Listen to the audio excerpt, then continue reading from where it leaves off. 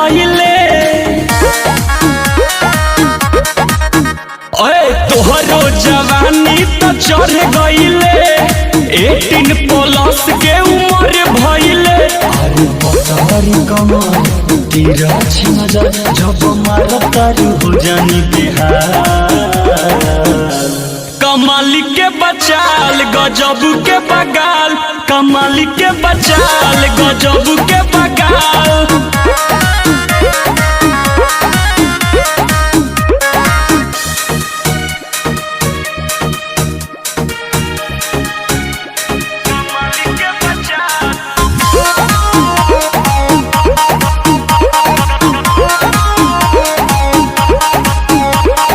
कसल बदनिया जवनिया उ घरी गोरी बोली तोहार बड़ी जान मारे।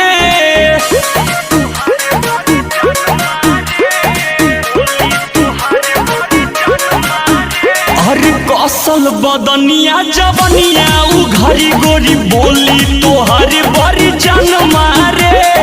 हिरनी के चाल हिरनी जस कमरिया लपके तो पूरा उफान मारे।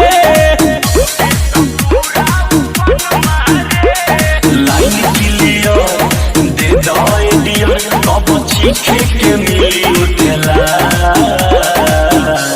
कमाल के बचाल गजब के बगाल, कमाल के बचाल गजब के बगाल।